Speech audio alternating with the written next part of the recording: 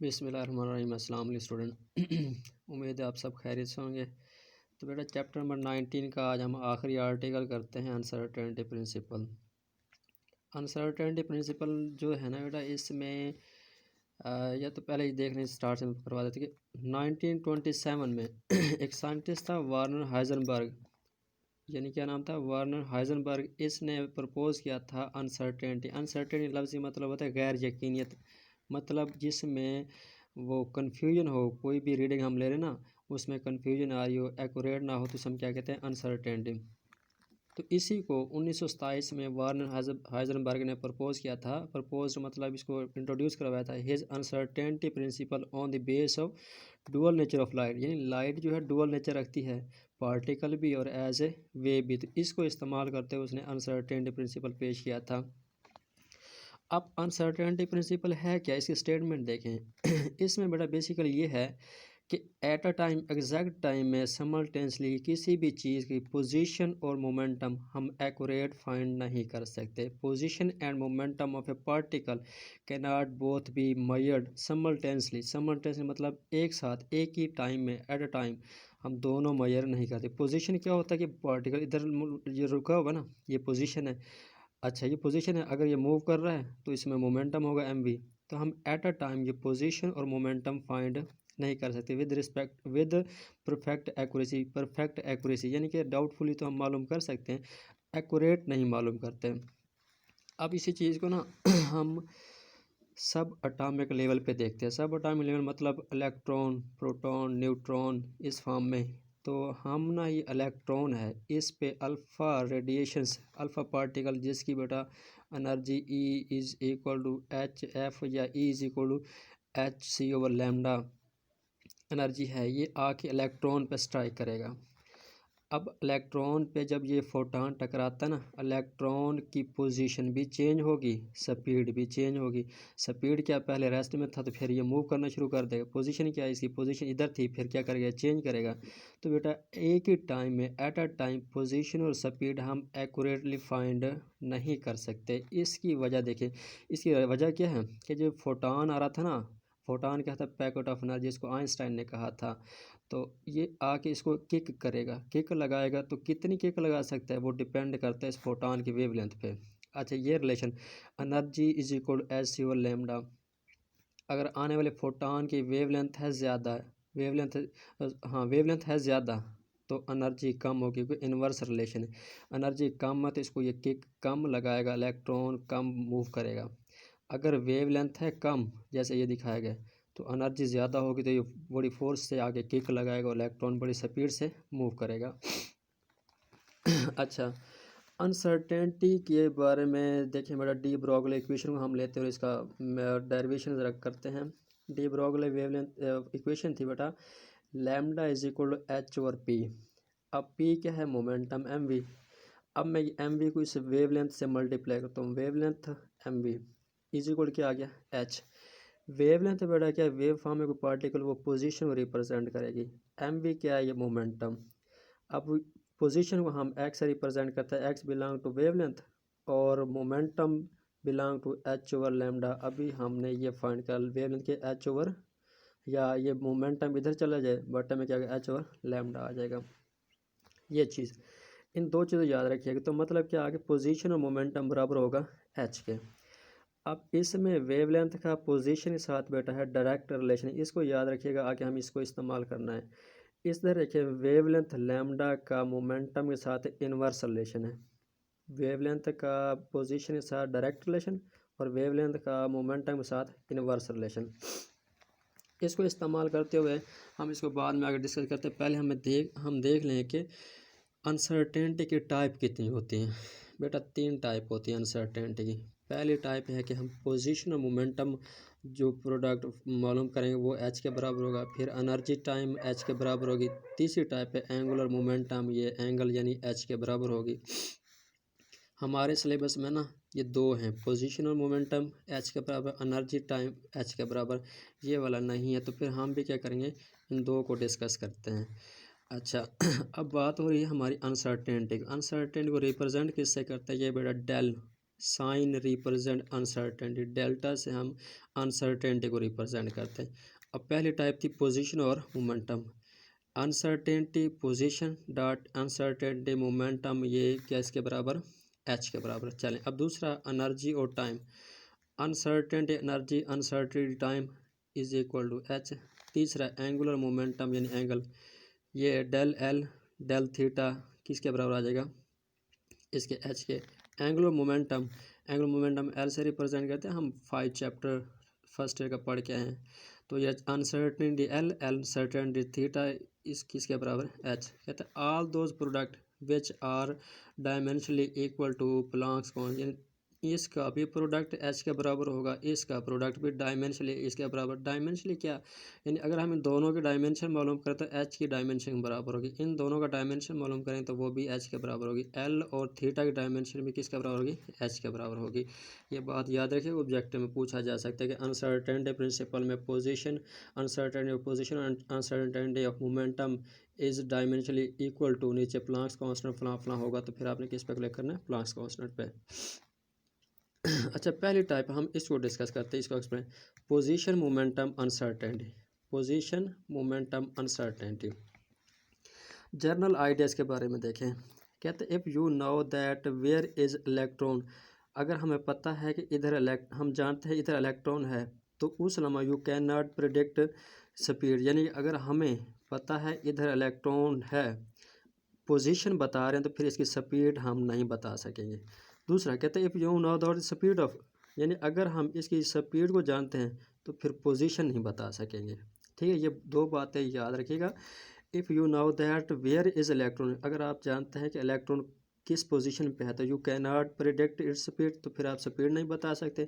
If you know the speed of, you can not predict the location of electron, यानी अगर आपको speed का पता है तो फिर इलेक्ट्रॉन की लोकेशन को आप नहीं बता सकते। अब इसमें देखें ये वाला कि पोजीशन अनसर्टेनिटी, पोजीशन डायरेक्टली था वेवलेंथ के, अनसर्टेनिटी मोमेंटम इन्वर्सली है वेवलेंथ के। तो ये रिलेशन हमने अभी फाइंड किया था, इसी से अब हम आगे चल रहे हैं।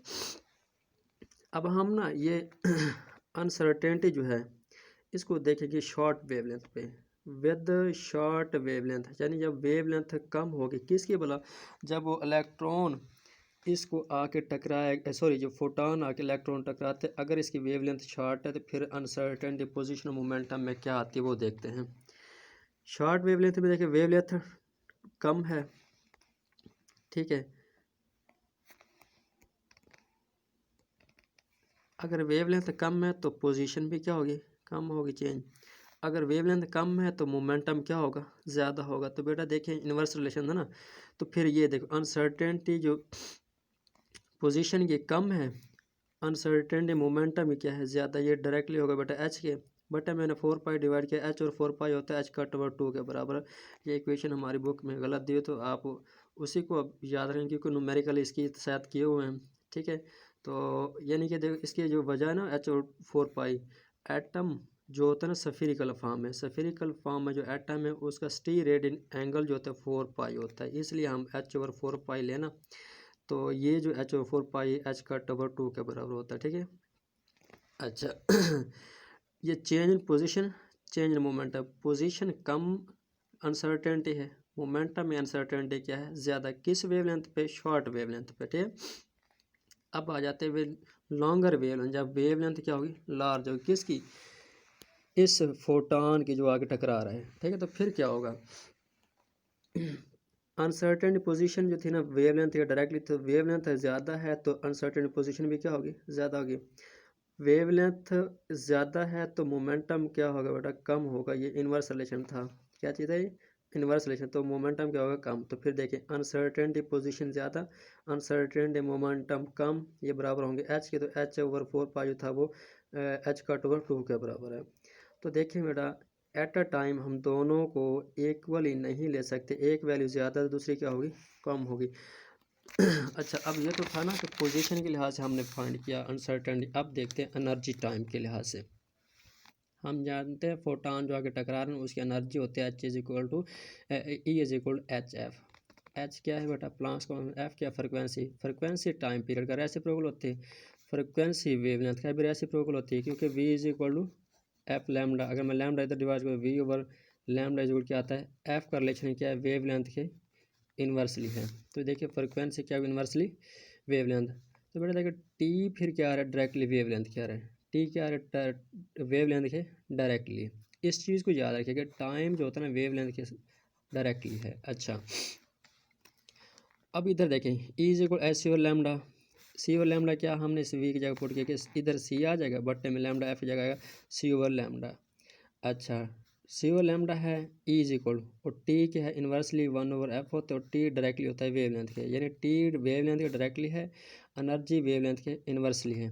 यानी कि ये इन्वर्स रिलेशन है, ये डायरेक्ट जो पीछे अभी हम देख के आए थे, वेवलेंथ पोजीशन के डायरेक्टली थी और मोमेंटम के इन्वर्सली थी। तो अब इसमें जो वेवलेंथ है टाइम के डायरेक्टली है, वेवलेंथ के इन्वर्सली है। तो देखिए बेटा ई इज इक्वल एच और टी, ये एफ है, तो एफ को हम जो एफ होता है ना बेटा एफ वो 1/t होता है। तो अगर हम इसकी जगह पुट करें ना एच और क्या आ जाएगा टी, टी को हम इधर मल्टीप्लाई कर सकते हैं ई टी। अब इनके साथ डेल्टा लगाते हैं, डेल्टा क्या शो करें, अनसर्टेन, यानी uncertainty of energy dot uncertainty of time बराबर होंगे एच के। अच्छा इसमें अब हम ना ये देखते हैं इनका रिलेशन और uncertainty, del E is H C और लैम्डा, यानी कि इसमें एनर्जी वेवलेंथ के इन्वर्सली है, ये इधर शो कराया गया। टाइम अनसर्टेन और टाइम क्या वेवलेंथ के डायरेक्टली है। इनका ज़रा मतलब समझिए, कहता है this mean that if you are certain with energy, यानी आपको अगर एनर्जी का पता है ना किसी इलेक्ट्रॉन की कितनी एनर्जी है of electron, you can not predict the time for which it is had that energy. तो बेटा ये इलेक्ट्रॉन कहते हैं अगर आपको पता है इसके पास एनर्जी है, एनर्जी का अगर पता है तो फिर आप ये नहीं बता सकते कितने टाइम तक रह सकती है इलेक्ट्रॉन के पास एनर्जी। समझ आ गई, अनसर्टेनिटी आ गई। दूसरा यानी एनर्जी तो बता रहे हैं, टाइम नहीं बता रहे। फिर कहते हैं if you are certain with the time, अगर आपको पता है इलेक्ट्रॉन है इसके पास टाइम का पता है कितने टाइम तक एनर्जी रहेगी, then you can not predict the energy of electron, energy की मकदार नहीं बता सकेंगे कितनी होगी। टाइम बता रहे तो एनर्जी की मकदार नहीं बता सकते, तो ये अनसर्टेनिटी आ गई। अब हम ये अनसर्टेनिटी देखते हैं फॉर शॉर्ट वेवलेंथ में, अभी देख के आए थे। शॉर्ट वेवलेंथ के लिए देखें, जब वेवलेंथ शॉर्ट होगी एनर्जी ज़्यादा होगी, वो इन्वर्स रिलेशन है। जब वेवलेंथ शॉर्ट होगी टाइम अनसर्टेनिटी क्या होगी, कम होगी। तो फिर देखें uncertainty in energy dot uncertainty of time directly है बराबर है एच के, एच होता है एच का, एच बटा 4 पाई था, वो होगा एच कट ओवर 2। तो मतलब अनसर्टेनिटी ऑफ एनर्जी ज़्यादा, अनसर्टेनिटी ऑफ टाइम कम। अब फिर हम देखते हैं लॉन्गर वेवलेंथ पे। लॉन्गर वेवलेंथ पे बेटा जब वेवलेंथ ज़्यादा होगी एनर्जी क्या होगी, कम। वेवलेंथ ज़्यादा है एनर्जी भी क्या, टाइम भी क्या होगा बेटा, ज़्यादा होगा। अब अनसर्टेनिटी, वेवलेंथ ज़्यादा पे टाइम क्या है ज़्यादा, अनसर्टेनिटी ऑफ टाइम ज़्यादा होगी, अनसर्टेनिटी ऑफ एनर्जी क्या होगी, कम। डायरेक्टली एच ओवर 4 पाई, तो ये एच कट ओवर 2। अब इसका समरी ज़रा देख लें कि वेवलेंथ शॉर्टली थी लॉन्गली थी, उसमें जो पोजीशन और ये इसमें मोमेंट अनसर्टेनिटी आ रही थी ना, पोजीशन और मोमेंटम में। शॉर्ट वेवलेंथ में पोजीशन शॉर्ट थी, मोमेंटम में अनसर्टेनिटी क्या थी, ज़्यादा थी। लॉन्ग वेवलेंथ पे पोजीशन में अनसर्टेनिटी ज़्यादा थी, मोमेंटम में कम थी। अब एनर्जी टाइम अनसर्टेनिटी में शॉर्ट वेवलेंथ पे बेटा अपना टाइम अनसर्टेनिटी कम थी, अनसर्टेनिटी एनर्जी ज़्यादा थी। लॉन्ग वेवलेंथ पे टाइम अनसर्टेनिटी ज़्यादा थी, अनसर्टेनिटी एनर्जी क्या थी, कम थी। तो फिर याद रखिएगा बेटा H over 4 pi is equal होता है एच कट ओवर 2, जो कि हमारी बुक में ये क्वेश्चन ज़रा गलत दी हुई है, ठीक है।